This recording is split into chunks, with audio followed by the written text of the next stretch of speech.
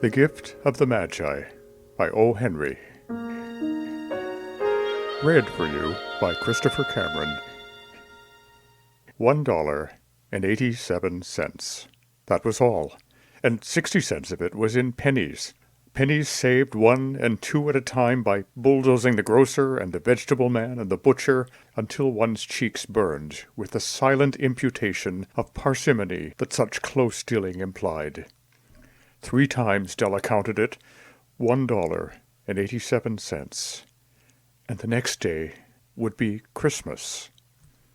There was clearly nothing to do but flop down on the shabby little couch and howl. So Della did it, which instigates the moral reflection that life is made up of sobs, sniffles, and smiles, with sniffles predominating. While the mistress of the home is gradually subsiding from the first stage to the second, take a look at the home. A furnished flat at $8 per week. It did not exactly beggar description, but it certainly had that word on the lookout for the mendicancy squad. In the vestibule below was a letter box, into which no letter would go, and an electric button from which no mortal finger could coax a ring. Also appertaining thereunto was a card bearing the name Mr. James Dillingham Young. The Dillingham had been flung to the breeze during a former period of prosperity, when its possessor was being paid $30 per week. Now, when the income had shrunk to $20, the letters of Dillingham looked blurred, as though they were thinking seriously of contracting to a modest and unassuming D. But whenever Mr. James Dillingham Young came home and reached his flat above, he was called Jim and greatly hugged by Mrs. James Dillingham Young, already introduced to you as Della, which is all very good. Della finished her cry and attended to her cheeks with the powder puff. She stood by the window and looked out dully at a gray cat walking a gray fence in a gray backyard. Tomorrow would be Christmas Day, and she had only $1.87 with which to buy Jim a present. She had been saving every penny she could for months, with this result. $20 a week doesn't go far. Expenses had been greater than she had calculated. They always are. Only $1.87 to buy a present for Jim. Her Jim. Many a happy hour she had spent planning for something nice for him, something fine and rare and sterling, something just a little bit near to being worthy of the honor of being owned by Jim. There was a pier glass between the windows of the room. Perhaps you have seen a pier glass in an $8 flat. A very thin and very agile person may, by observing his reflection in a rapid sequence of longitudinal strips, obtain a fairly accurate conception of his looks. Della, being slender, had mastered the art. Suddenly she whirled from the window and stood before the glass. Her eyes were shining brilliantly, but her face had lost its color within 20 seconds. Rapidly she pulled down her hair and let it fall to its full length. Now, there were 2 possessions of the James Dillingham Youngs in which they both took a mighty pride. One was Jim's gold watch, that had been his father's and his grandfather's. The other was Della's hair. Had the Queen of Sheba lived in the flat across the air shaft, Della would have let her hair hang out the window some day to dry, just to depreciate Her Majesty's jewels and gifts.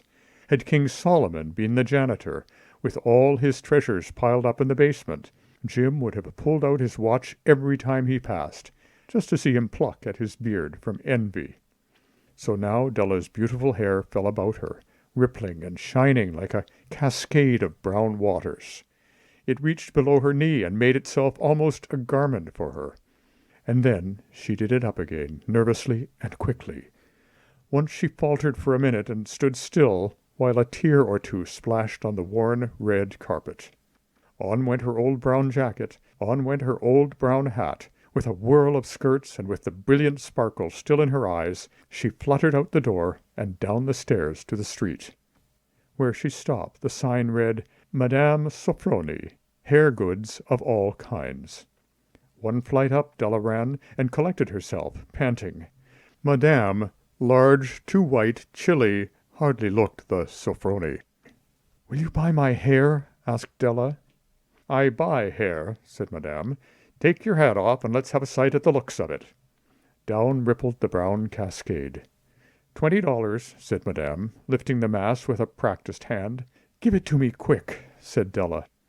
Oh, and the next 2 hours tripped by on rosy wings. Forget the hashed metaphor. She was ransacking the stores for Jim's present. She found it at last. It surely had been made for Jim and no one else. There was no other like it in any of the stores, and she had turned all of them inside out. It was a platinum watch chain, simple and chaste in design, properly proclaiming its value by substance alone, and not by meretricious ornamentation, as all good things should do. It was even worthy of the watch. As soon as she saw it, she knew that it must be Jim's. It was like him, quietness and value. The description applied to both.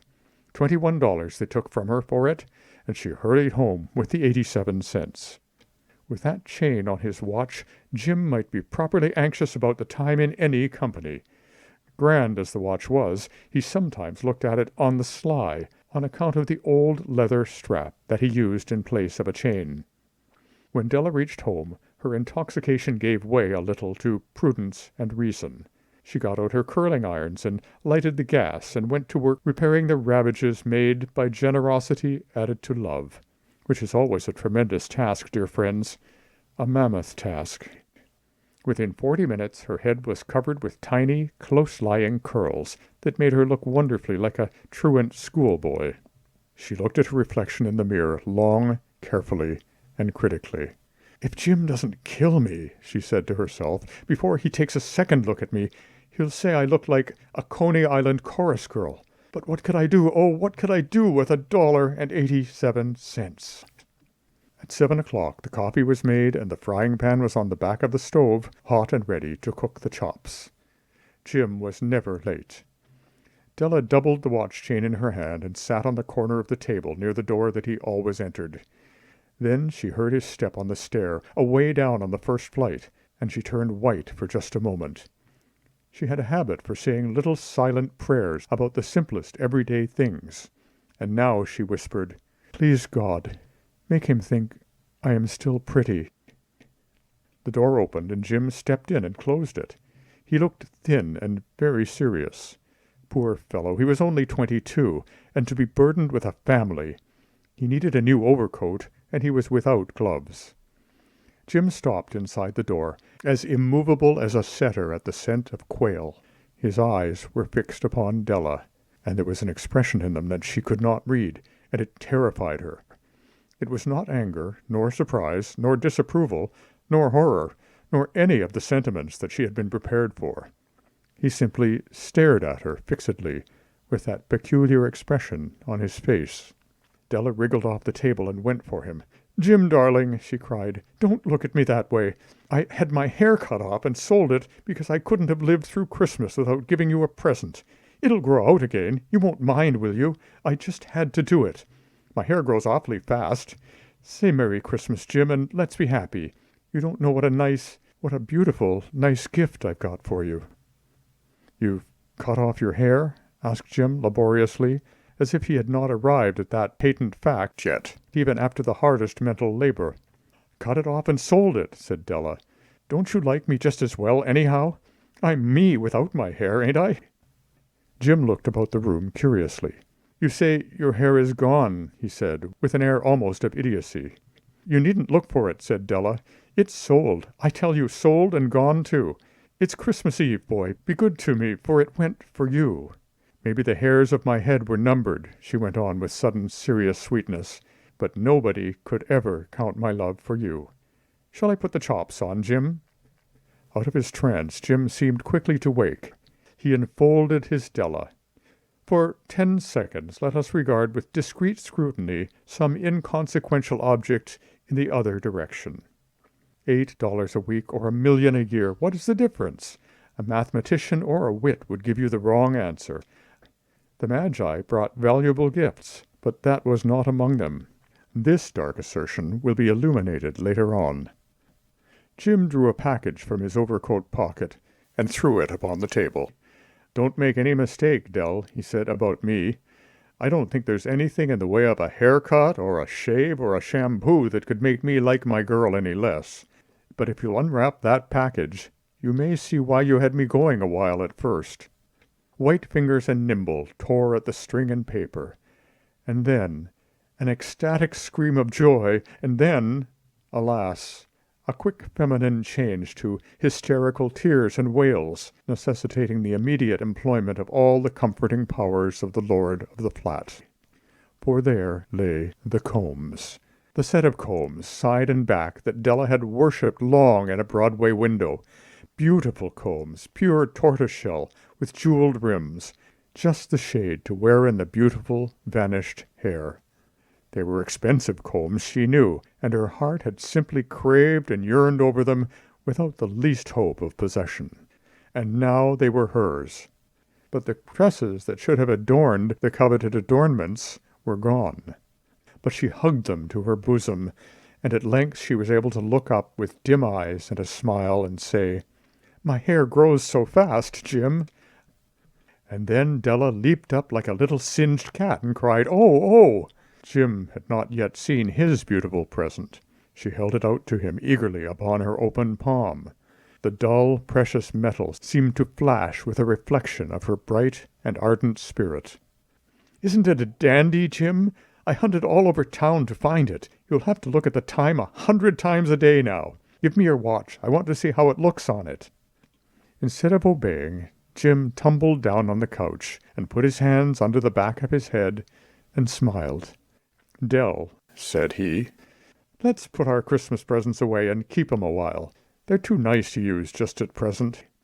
I sold the watch to get the money to buy your combs.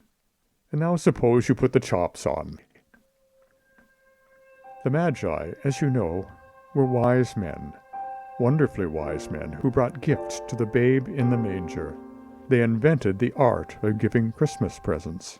Being wise, their gifts were no doubt wise ones, possibly bearing the privilege of exchange in case of duplication.